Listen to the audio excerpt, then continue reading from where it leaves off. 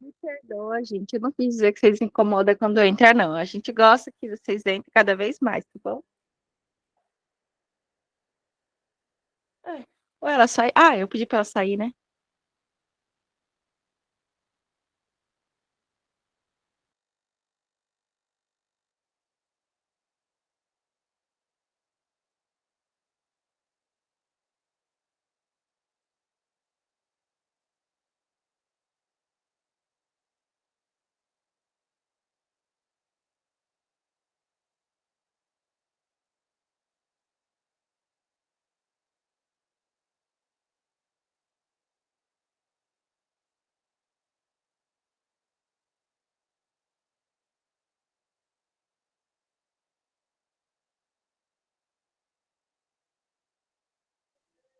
Pronto.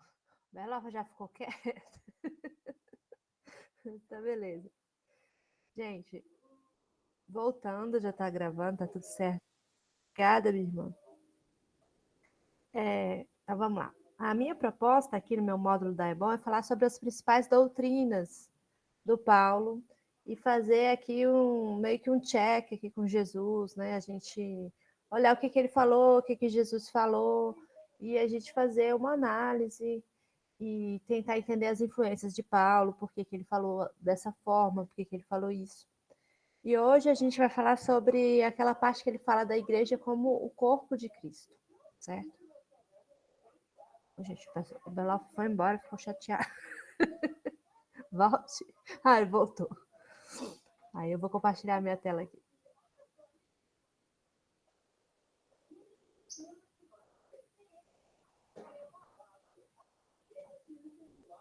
Vocês estão vendo aí? Tem uma apresentação.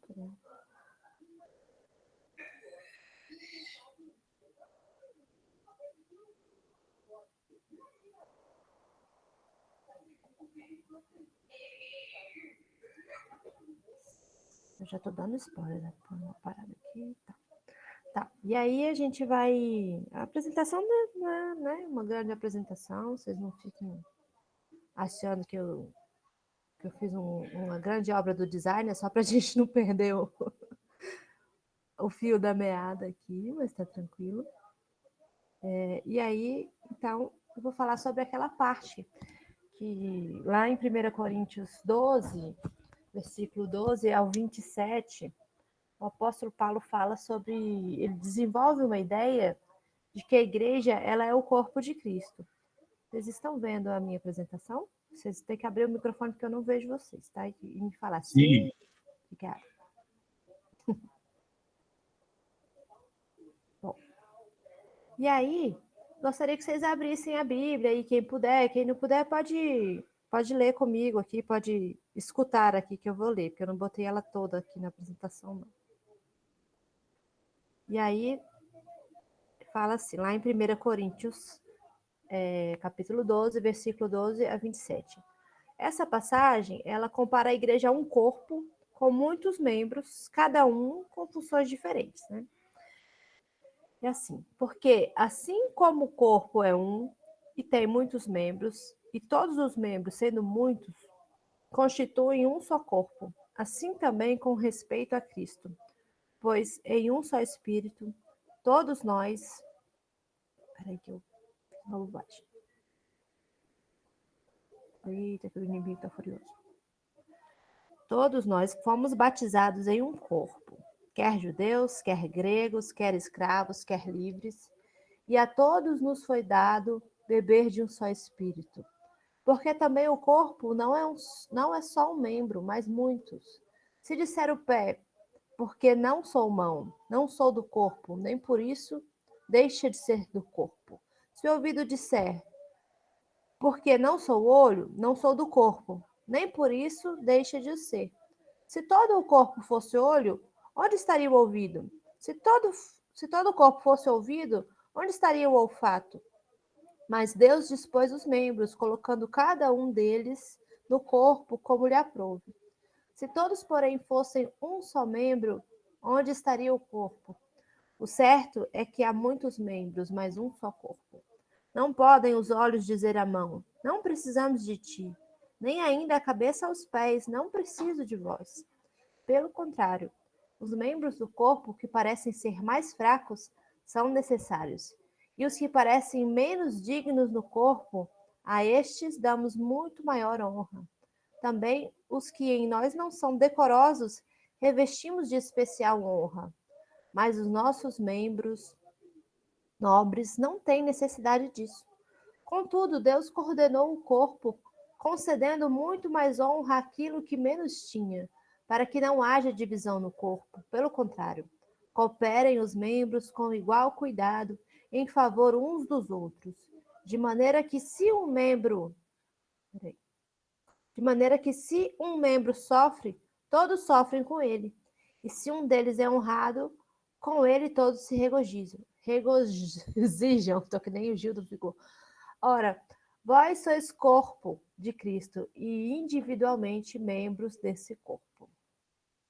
Então, nessa ideia aqui, Paulo ele vem trazendo uma visão de unidade e diversidade dentro da comunidade cristã.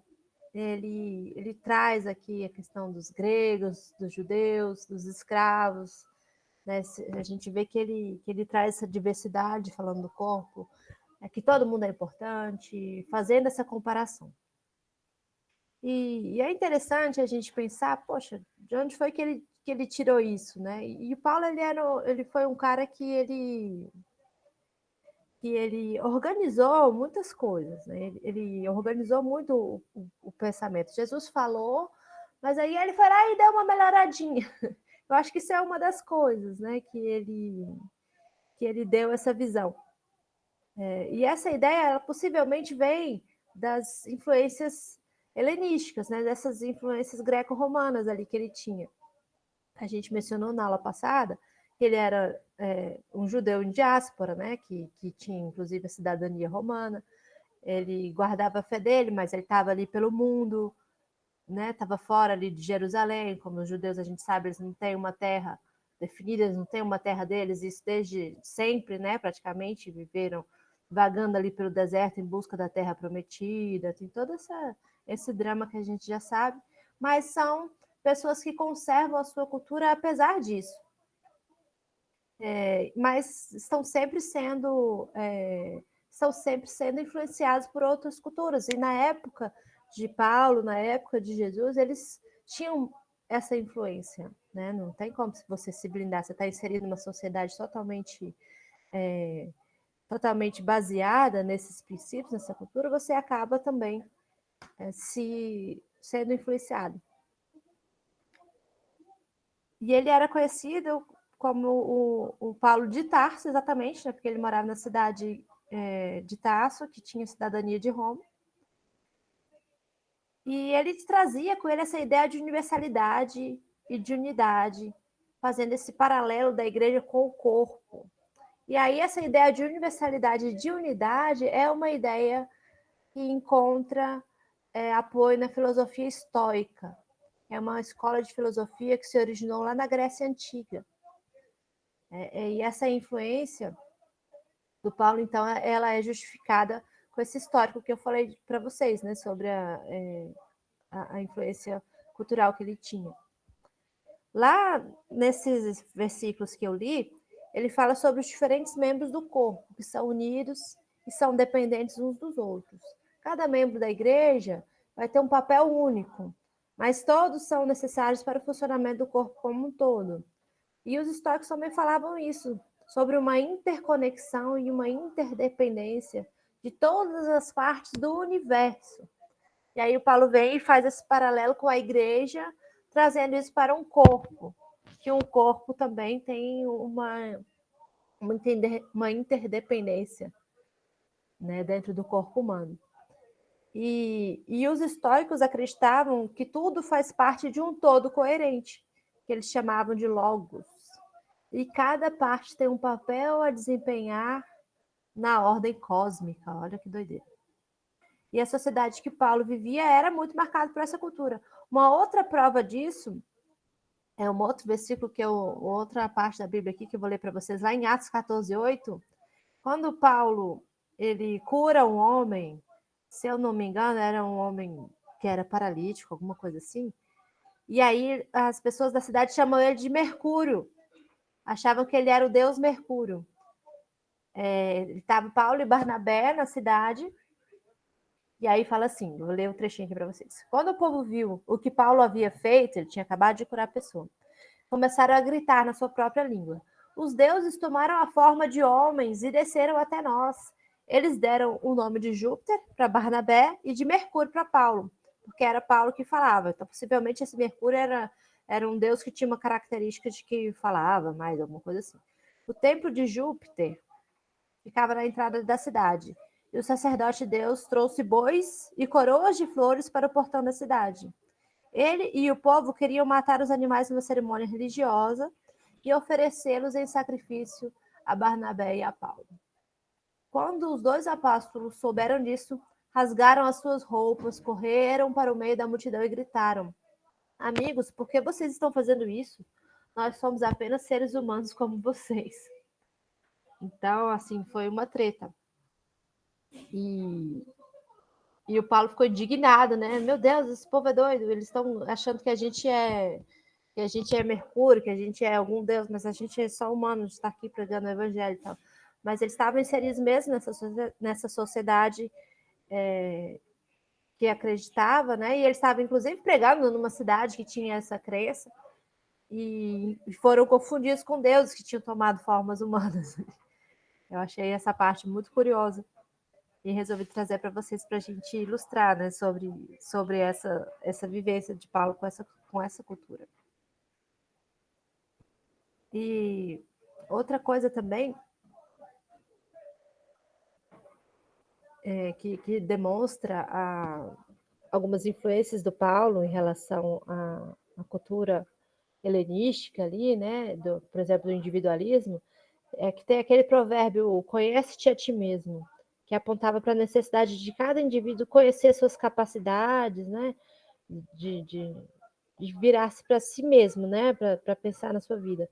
E quando ele escreveu os Coríntios, ele cita aquela parte assim, tudo me é permitido, mas nem tudo me convém. E Jesus usa esse princípio, né? Nas questões econômicas, a gente percebe a inspiração helenística de Paulo, né, nas orientações sobre. A gente percebe essa inspiração do Paulo. Peraí, gente, que eu me perdi, que meu filho fez um barulho ali e eu acabei me desconcentrando. Que, quando ele fala que conhece, ele fala do tudo me é permitido, mas nem tudo me convém, que é alguma coisa que é inspirada também nessa marca do individualismo, né, que era uma marca helenística.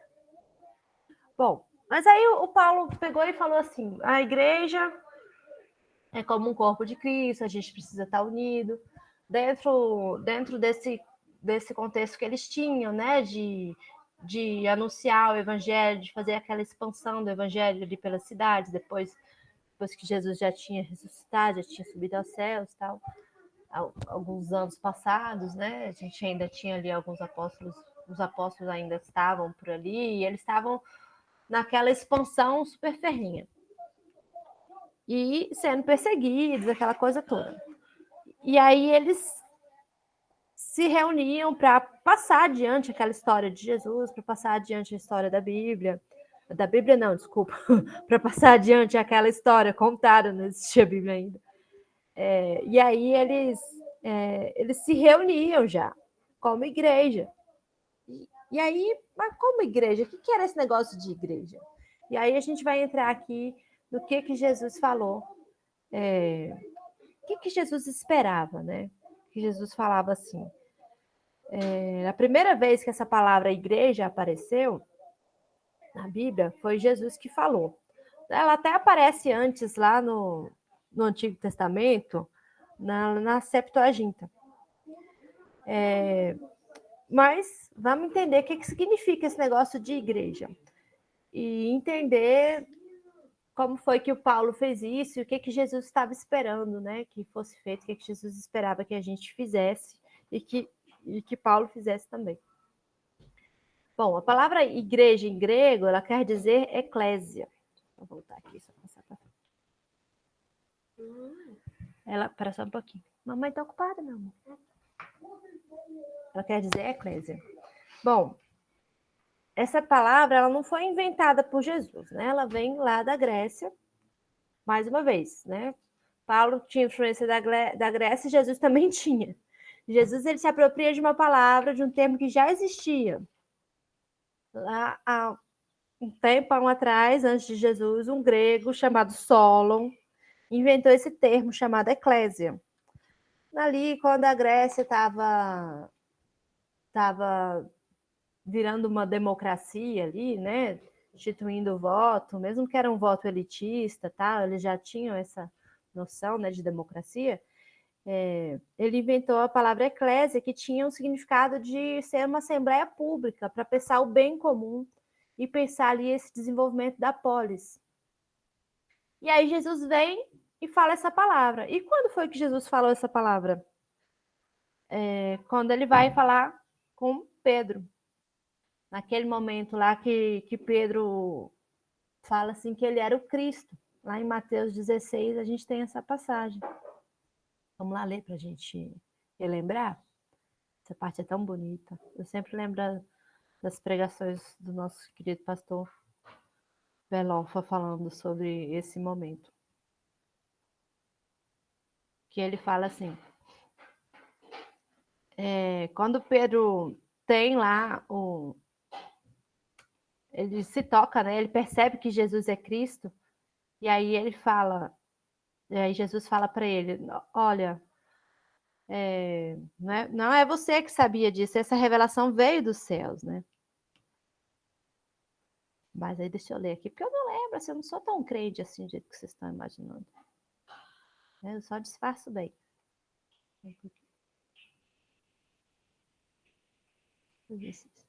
Pronto. Aí Jesus perguntou assim, lá em Mateus 16:15. E vós, quem dizeis que eu sou? Não vou ler do começo, tá? Eu não vou contar essa história toda, porque não é o nosso foco, mas é um versículo bem interessante da gente acompanhar. Um versículo não, um capítulo muito legal. Aí começa assim, Jesus falou, e vós, quem dizeis que eu sou? E Simão Pedro respondendo disse, tu és o Cristo, o Filho do Deus vivo. E Jesus respondendo disse-lhe, bem-aventurado és tu, Simão, porque tu não revelou a carne e o sangue, mas meu Pai que está nos céus. Pois eu também te digo que tu és Pedro, e sobre esta pedra edificarei a minha igreja, e as portas do inferno não prevalecerão, não prevalecerão contra ela. Então, Jesus vai lá e traz esse conceito para a gente. Como eu falei, essa palavra já aparecia lá no Antigo Testamento e também ela é traduzida lá no Antigo Testamento, que eu andei estudando aí, assistindo umas coisas, lendo umas coisas, pegando uns vídeos aí do nosso querido pastor para poder lembrar, entender. Era carral lá no Antigo Testamento, que também queria dizer assembleia. E aí Jesus vem e fala, pois eu também te digo que tu és Pedro, e sobre esta pedra edificarei a minha igreja, edificarei a minha assembleia, edificarei a minha assembleia.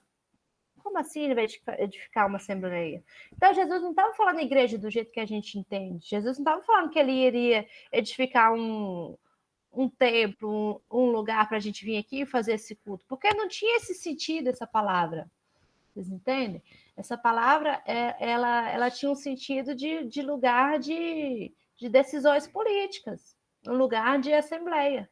Então, quando a gente lê hoje, a gente já pensa que é nesse sentido que a gente está falando, mas não é. Então, aí quando a gente lê agora, aí tudo começa a fazer sentido. Meu Deus, não era isso que Jesus queria falar, socorro. Então, ele não estava pensando em criar uma igreja para a gente vir cantar o hino e fazer uma escola bíblica. Ele não estava pensando em criar uma igreja para a gente, sabe, para a gente se reunir e dar ofertas. Não era isso. Naquela época tinha sinagogas, monte, já existia isso. Então Jesus não estava querendo criar mais uma corrente, né? Mais um templo lá, a Assembleia de Deus de Jesus, não era isso. Então, mas a igreja de Jesus também não era uma polis grega, né? Ele não queria juntar um monte de pessoas na praça ali e fazer um ajuntamento, né, para fazer uma decisão política simplesmente. A igreja de Jesus é um ajuntamento, ele é o Cristo. Então ele olha para Pedro e fala assim: Pedro, agora que você já sabe sobre essa pedra, sobre você, eu vou edificar a minha igreja a partir disso. Agora que você foi revelado dos céus para você, que ele perguntou: vocês sabem quem eu sou? E Pedro falou: sim, você é o Cristo. Lá, então agora que você teve essa revelação do céu, sobre essa pedra edificarei a minha igreja. E tem aquela outra segunda parte: e as portas do inferno não prevalecerão sobre ela. Aí a gente vai começar a falar sobre isso. Por que Jesus falou sobre isso? Aí eu vou perguntar para vocês, né? Porque eu não estou sabendo se vocês estão aí, porque eu estou compartilhando a tela. Quero saber quem foi que fez o curso de inferno aí. Levanta a mão. Levanta a mão, fala aí, abre o microfone. Ninguém? E eu que não tenho certeza. Eu acho que eu fiz, mas eu não lembro. Quem fez o curso de inferno, quem fez assistiu os vídeos, quem sabe o que significa. Eu fiz. Eu também. Muito bem. Muito bem, não, então tá. Mas para quem não sabe, vou explicar aqui muito sucintamente. E depois vocês vão procurar aí, no mínimo, os videozinhos lá no YouTube do pastor, vão procurar lá no Instagram, que lá tem bastante explicação sobre isso. E aí esse versículo vai fazer muito sentido e vai todo mundo sair daqui com a missão bastante clara na cabeça.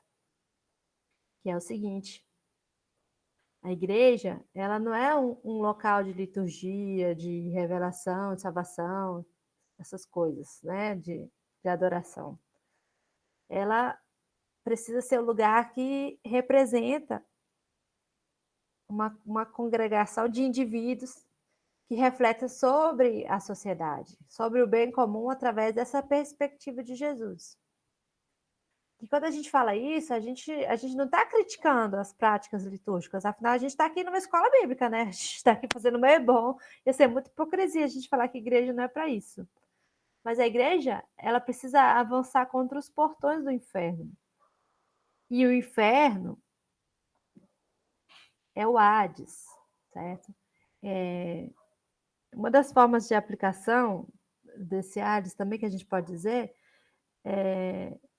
a tradução disso, que são ambientes onde as pessoas estão vivendo ali sem dignidade, são os lixões, são as cracolândias,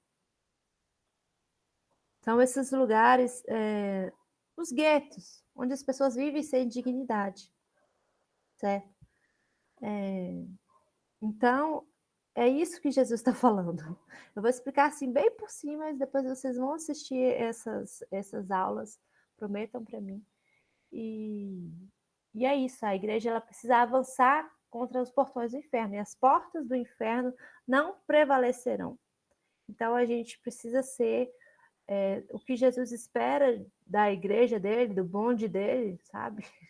Dessa galera que acredita que entendeu, né, desde aquela época que ele era Jesus,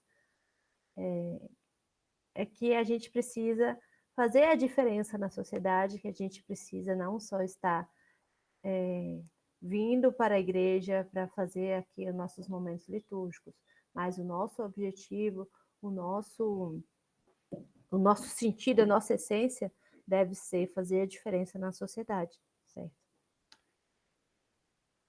Então, essa é a ideia de Jesus para a igreja. E aí, era isso que...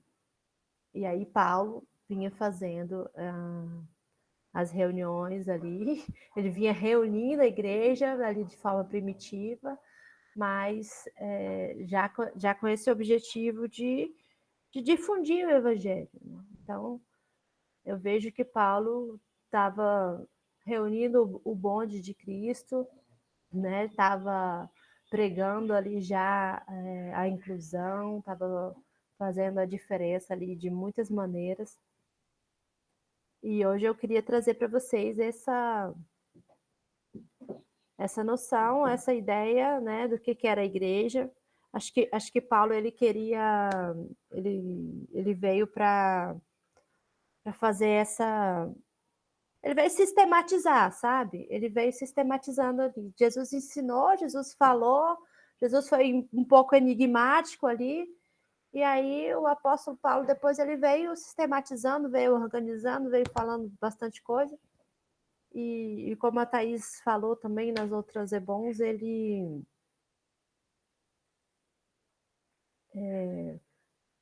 foi um cristianismo que prevaleceu, né, dentre muitos outros que a gente tinha, mas eu creio que foi um bom cristianismo, né? Foi o que foi colocado na Bíblia. Nós temos outras correntes que também foram levantadas nesse tempo, muitos outros seguidores de Cristo. E o apóstolo Paulo foi esse que prevaleceu, foi esse que escreveu metade do Novo Testamento. Né? E sobre a igreja, foi isso que ele falou, sobre essa questão do corpo de Cristo, sobre essa questão da organização. E é bom a gente sempre entender que a gente leva muito em consideração o que Paulo falou. E a gente tem sempre que pensar também o que foi que Jesus falou sobre isso aqui que Paulo está falando, para dar essa comparação. E esse é o propósito, a proposta dessa escola bíblica aqui, e especialmente desse módulo. E aí agora eu vou abrir para a gente fazer os comentários. E aí, se vocês quiserem, podem levantar as mãos e a gente pode falar um pouco sobre isso que foi dito aqui hoje.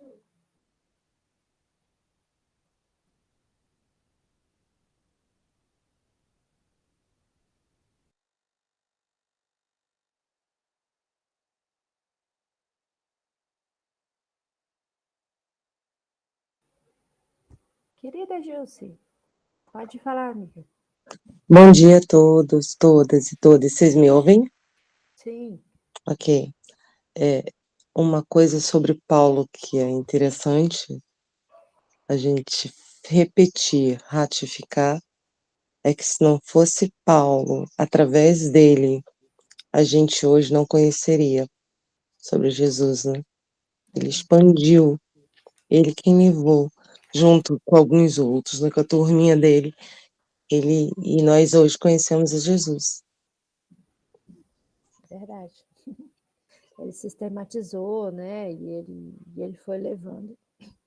Entre todos os ranços e avanços, os erros cometidos, as falas contraditórias, e a gente aqui está desmistificando isso, a gente conhece Jesus, a gente está no século XXI propagando essas verdades, porque ele levou, ele saiu daquela região ali que ele não conheceu Jesus pessoalmente, né? Então ele não teve esse contato e ele foi expandindo, porque já havia um grupo ali, mas ele foi a pessoa que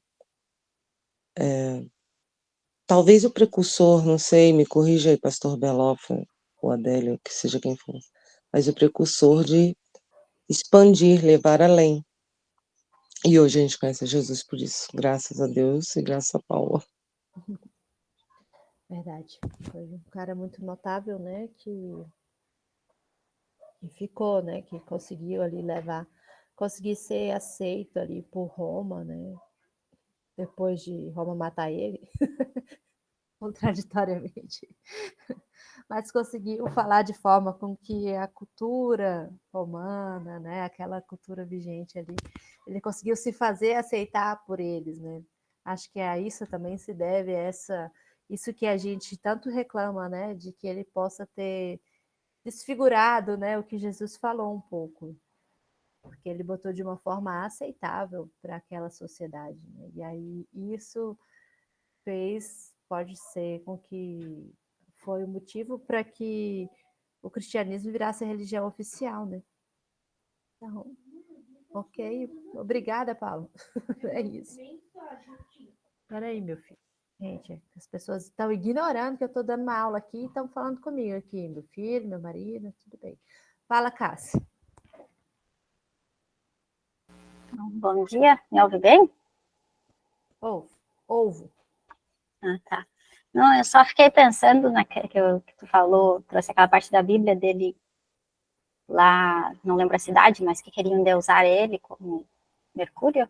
É Mercúrio, Isso. né? Isso. E aí hoje eu tava pensando como a gente é cíclico enquanto humanidade, a gente sempre quer de novo endeusar Paulo. E aí esse nosso estudo tem sido como se fosse a voz de Paulo no dia de hoje, ele mostrando, olhem, eu sou apenas um humano, e eu não quero ser tratado como Deus, não. As minhas falas são humanas também e são dignas de ser debatidas. Como se Paulo estivesse aqui na nossa voz dizendo, olhem minha pele, olhem o que eu sou.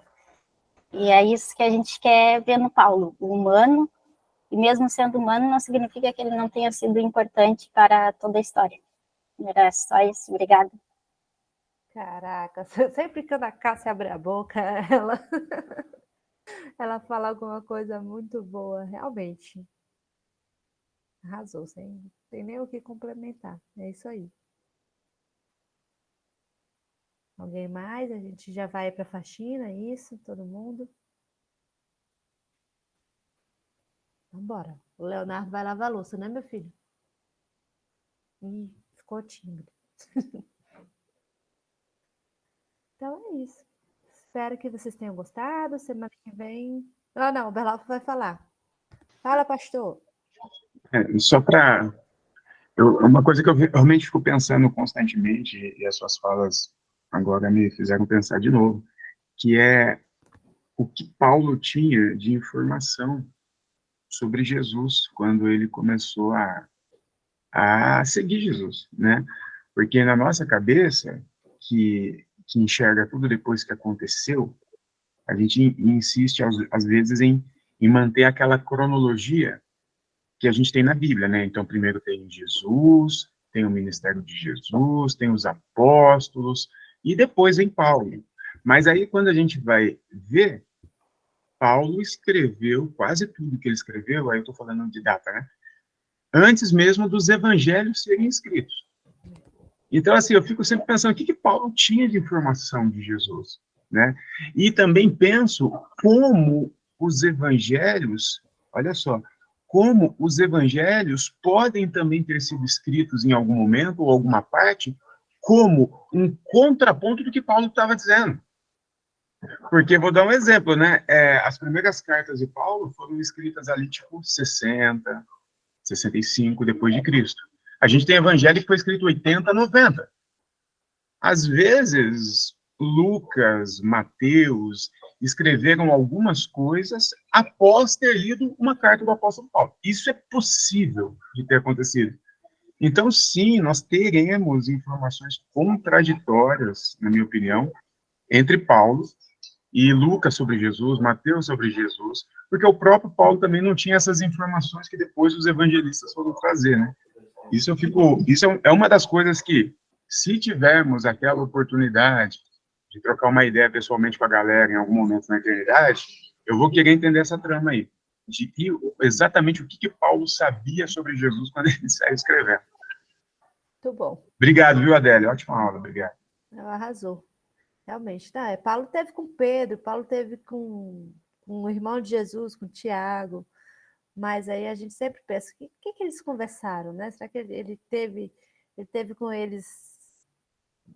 Será que ele teve essa intimidade para ficar conversando, para ficar, não, aí me conta, enfim, mas ele sabia muita coisa, porque ele fala, por exemplo, sobre o que João Batista falou.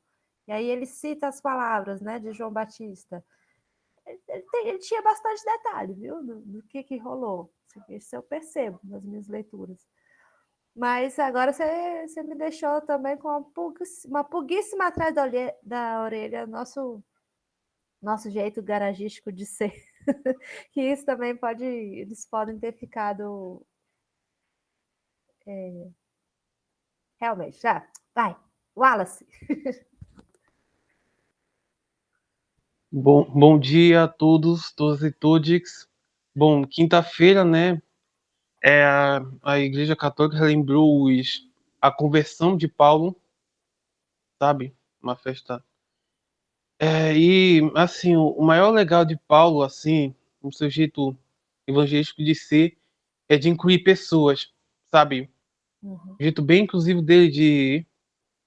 Tipo, não se limitou somente aos judeus, mas também a todos, né? A gregos, a judeus, tudo junto e misturado. Enfim, agradeço pela oportunidade. Massa. Obrigada, Wallace. Eu vi mesmo essa data aí, esse marco aí sobre a conversão de Paulo, né? Muito legal. Obrigada. Dona Kel.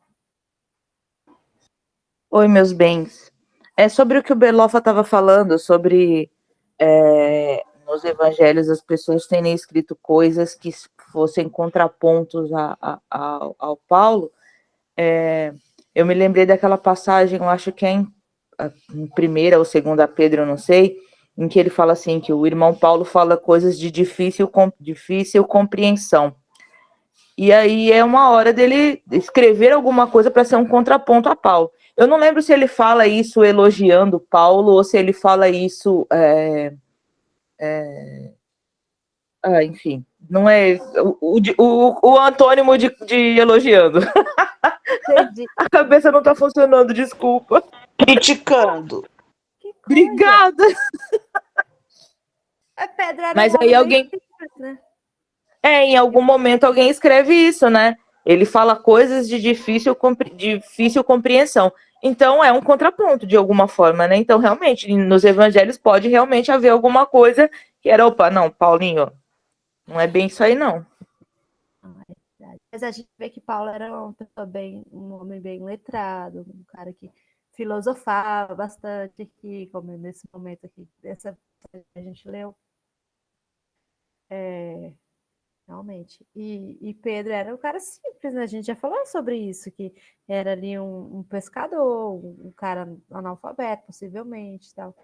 E aí o Paulo vem todo cheio dos guerigueri ali, cheio das frescuras, né? Que eles vão dizer. Aí pode ser que tenha causado estranhamento. E ele também era um cara muito eloquente, que falava muito bem e tal, aquela coisa toda. Poderia ser. Rapaz, a gente gosta de ficar inventando as teorias muito doidas, né? Tô assistindo foto da Enolha aqui, que ela, ela ia arrumar uma teoria da suspeita aqui muito, muito da hora também. Fala, Thaís. Bom dia. Obrigada pela aula, muito, muito boa. Eu estava pensando aqui, novamente, como esse paralelo entre o evangelho, os evangelhos, especificamente os livros mesmo, os textos, e evidenciam, né, aquilo que a gente chamou de cristianismos em disputa, né? Como o pastor Borlota bem lembrou agora, tipo, a gente tem isso em relação ao Evangelho e Paulo, mas a gente tem lá, entre o Paulo e os próprios escritos não paulinos, né, atribuídos ao Paulo e tal.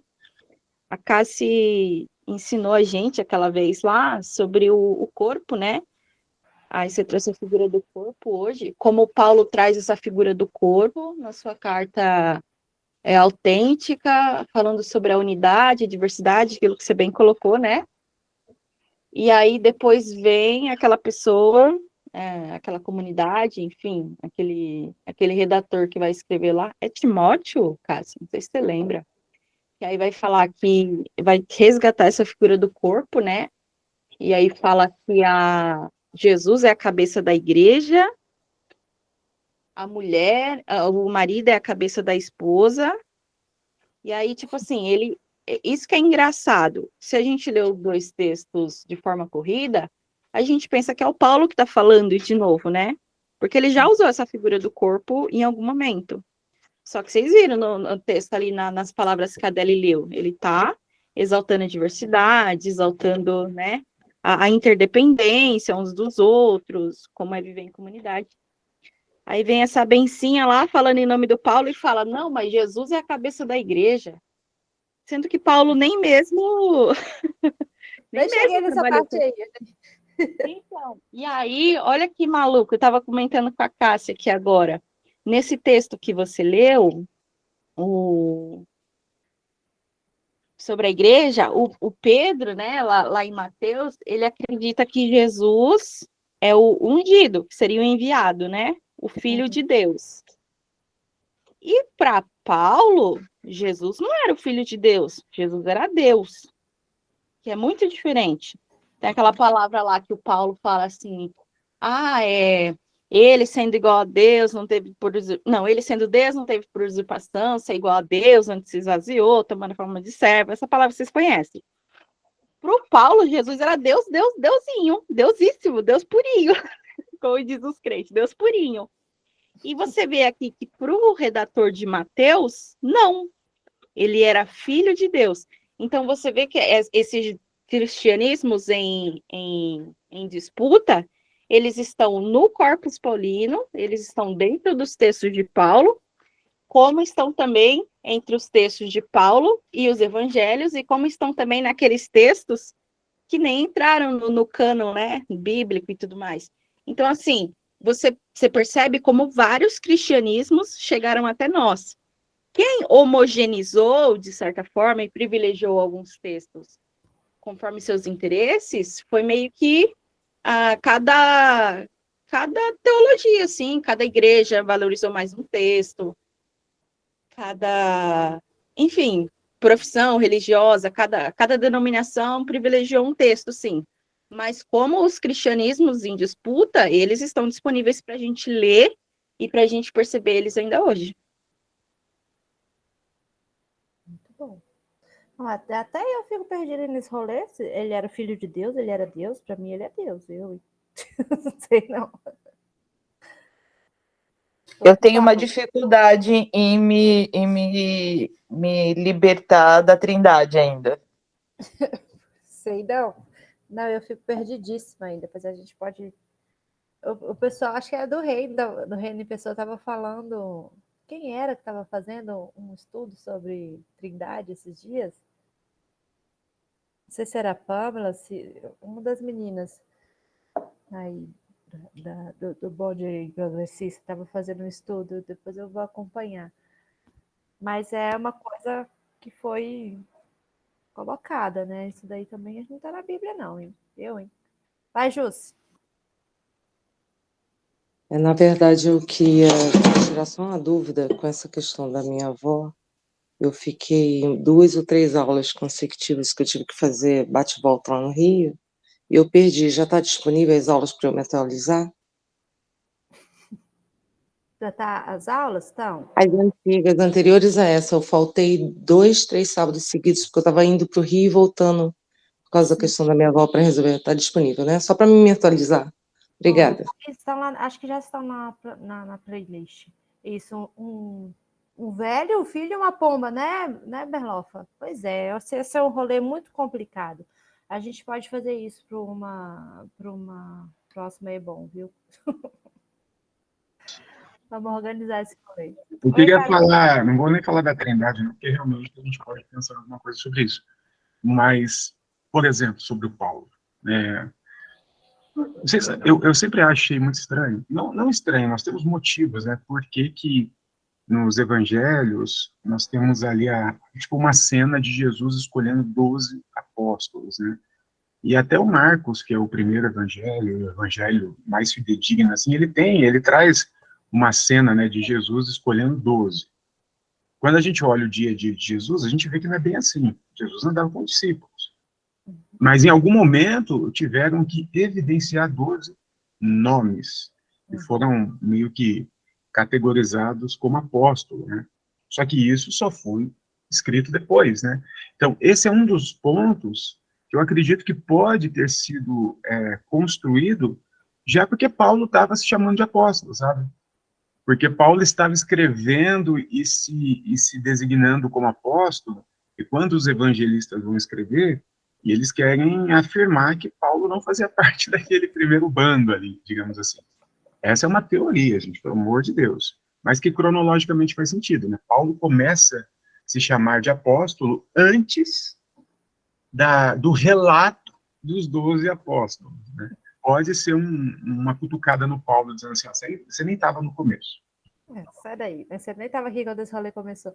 Mas tem um detalhe interessante também, que lá em Atos, eles têm um momento que eles vão escolher o substituto de Judas. Vocês já viram essa parte? E aí eles colocam que precisava ter uma outra pessoa, já que Judas...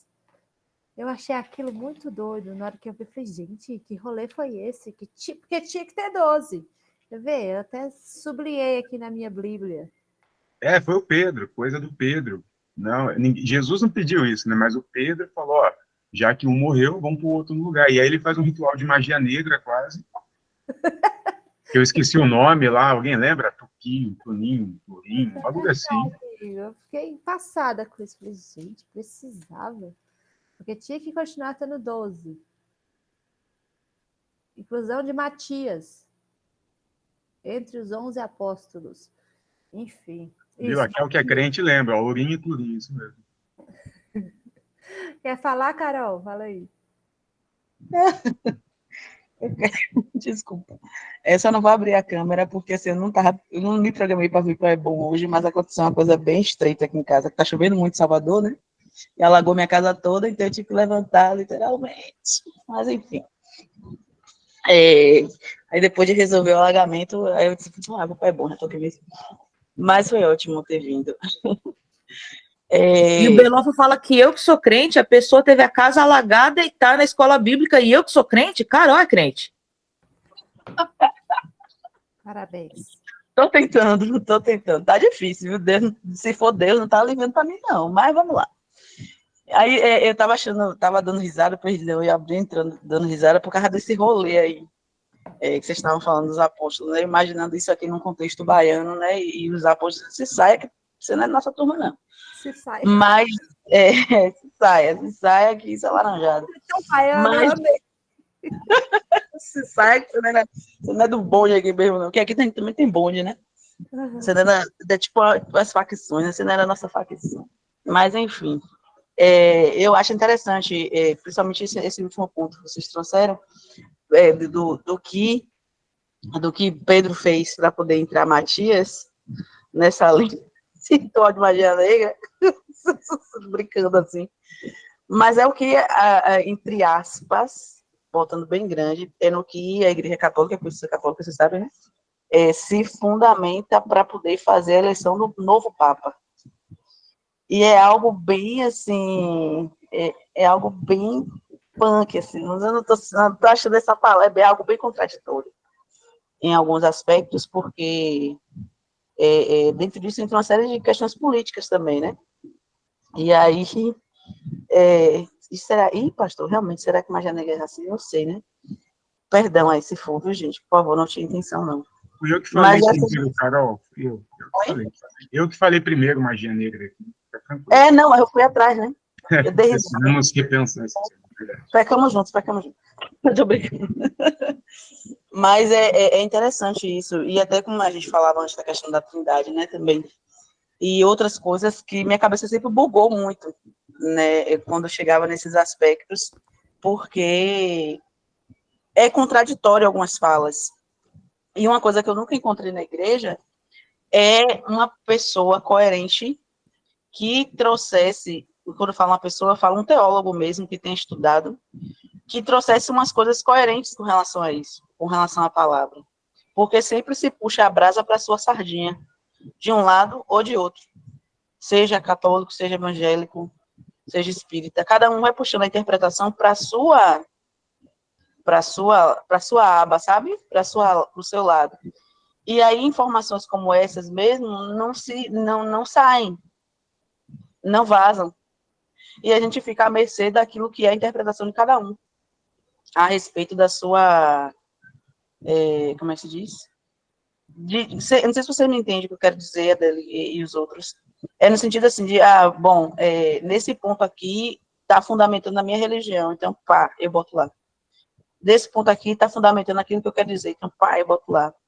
E ninguém traz essas coisas assim, né? Eu achei, é uma coisa que eu acho interessante, que aqui, e que eu tenho visto aqui, já através até do que o Berlofa coloca na internet, é justamente essa, entre aspas, neutralidade, vamos dizer assim. Eu não estou puxando a brasa da minha sardinha, o negócio era esse aqui, entendeu? Então, se você quiser continuar, você continua, mas assim, o negócio é desse jeito. Não é uma puxando a brasa para a sardinha, mas é dizendo, olha, foi assim que foi escrito, não foi escrito por Paulo, não foi escrito por fulano, não foi, sabe? E aí a gente começa a entender essas tretas que já aconteciam no tempo de Jesus no meio dos apóstolos, né? Eu acho muito interessante. Eu praticamente não tinha me ligado nisso, né? Que o pastor colocava da questão dos apóstolos. Que realmente Paulo foi se colocando como apóstolo, né? Ah, eu sou apóstolo. E aí a galera, não, peraí, meu filho, eu não tava nem lá, se saia. Se saia, gente, laranjada danada. Aí começa a jogar ele de esquerda. E essa semana, até por conta do grupo das Madalenas, me deu vontade de estudar um pouquinho mais sobre essa figura de Maria Madalena, que foi literalmente nerfada ao longo dos séculos. Nós amamos falar sobre ela. Bora. É o quê? Nós amamos falar dela, bora. Não, eu peguei os vídeos e tal para assistir na internet, para ver sobre isso. E também, depois eu vou falar com as meninas lá para a gente Viu, entrar Ana um pouco nesse assunto Paula? também. Ana Paula que está aqui na reunião, aqui, ó, que está... Ajuda a gente a aprofundar lá no grupo das Madalenas. Acho que seria interessante, porque são coisas como essas que vão ajudando a gente a clarificar a fé e até decidir mesmo. Decidir se a gente quer ou não quer continuar tendo fé. Porque fé também é escolha. Fé também é uma adesão que eu faço, porque eu quero fazer. Ninguém me empurra goela abaixo. Então, isso é muito gostoso, porque nos traz senso crítico a respeito das coisas. E é isso aí. Obrigada pela oportunidade. Já falei demais. Um beijo, fui. Delícia ouvir você, Carol. Fale sempre, viu? Sempre, quero te ouvir mais. Ainda mais quando tu falar... Dá corda não, mulher. Dá corda não. Ainda mais quando você falar assim, se saia. Eu amei. Bom demais. Ai, gente, que coisa boa, que sábado lindo. Estou muito feliz de estar aqui. Estava um pouco insegura aqui, que a gente teve uma semana bem corrida, uma semana cheia de coisa, e eu queria me dedicar mais ao conteúdo da Ebon.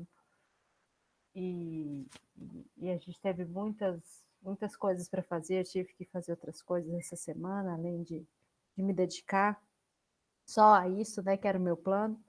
Mas semana que vem eu pretendo falar sobre... Deixa eu ver aqui o que eu tinha previsto. Tenho mais coisas para falar sobre o amor, né?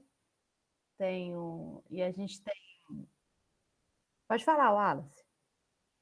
Não, que assim, eu gostaria, no final, né, da Ebon, Uhum. eu gostaria de fazer uma oração de São do apóstolo Paulo, sabe, da Igreja Católica, se me permitirem, claro.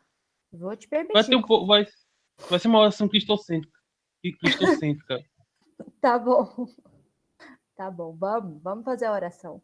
Mas é só lembrar que a gente ainda tem, acho que eu vou fazer ainda mais uns 2 módulos nessa pegada da gente pegar as doutrinas principais de Paulo e fazer essas comparações. E depois a gente entra com o módulo da Kel, tá, Kel? Pra você ir se preparando aí, porque na hora que eu peguei meu módulo, eu vi que tinha muito pano para manga, e aí eu alarguei. Achei que ia ser uma aula só, mas eu vi que tinha muita coisa para falar. E ainda vai ter mais umas 2 aulas. E aí... Oi, Berlofa, fala aí, amigo. Eu queria só saber quantas aulas vocês ainda imaginam ter, para a gente começar, inclusive juntos, a pensar na próxima Ebon. Eu sei que muita gente quer Trindade, e eu acho que Trindade pode estar dentro do que a gente quer aplicar. O que a gente queria fazer mesmo, inclusive conversando lá no grupo, é tipo uma super aula, não uma aula, mas quase uma cartilha com todas as dúvidas que nós temos hoje nessa reconstrução, né? Então, fazer uma escola bíblica mesmo, lá desde os primórdios, entender pecado original, redenção, fazer tudo. E aí a gente podia, desde já, abrir algum tipo de formulário para as pessoas irem mandando as dúvidas, para a gente ir construindo a coluna vertebral de todas as dúvidas e depois construir o estudo. Então, eu queria pedir, quem já quiser ajudar nesse processo, por favor, se disponha, nós estamos precisando de mão de obra dentro da igreja, para fazer esses tipos de trabalho, ajudar com esse tipo de organização, tá? Mas fica a dica da gente começar sei lá, construir um documento e começar a subir dúvida, organizando uma coluna vertebral, e depois a gente constrói um estudo juntos também. Acho massa. Bora fazer um documento, um Google Docs, alguma coisa assim, né? Deixar aberto. Fala, Kelzinho. A minha parte vão ser 2 aulas, vai ser em 2 partes, então. Você falou que a sua tem mais 2, então são 4. Isso, tem mais um mês de bom aí, pastor. Raquel é a última? Isso. Sim. A gente tem aí, 4 semaninhas para começar. Lógico, depois a gente pode ficar umas 2 semanas paradas, se for o caso. Mas vamos botar em um mês para pegar as dúvidas, depois um mês para começar a construir. E quem sabe a gente volta já na sequencinha, né, com um novo estudo. Tá bom. Vamos aí. Deus prepare um ungido para fazer esse Google Docs e incentivar as pessoas a colocarem as dúvidas nele. A Carol se dispôs, a Ana se dispôs. Pronto. Aí vai. Qualquer coisa, qualquer dúvida, vocês me chamem aí para eu observar o trabalho. Vou observar, tá? Mas vocês façam. Wallace, vai fazer a oração?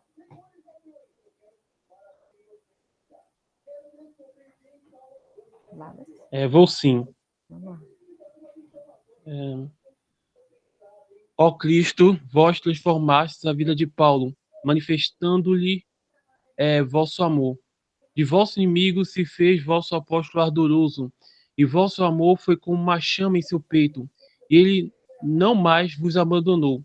Espalhou pelos lugares em que passou as sementes de vosso reino, e surgiram trigais com muitas florações, e o céu ficou repleto com os frutos de sua ação.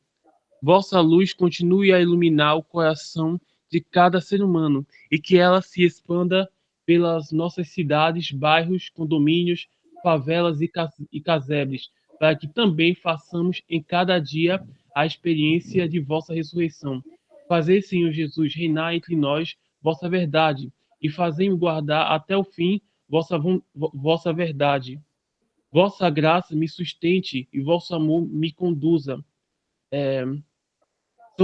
São Paulo apóstolo, ajudai-me a seguir Jesus. Amém. Amém, que bonito. Obrigada, Wallace. Obrigada, gente. Amém. Um beijo de todo mundo. A gente se vê por aí. Bora partir faxina. Simbora, cuidar da vida. Tchau, tchau, gente. Partiu terminar de secar a casa. Senhora, coragem. Ô, Carol, Deus te abençoe nessa árdua tarefa, porque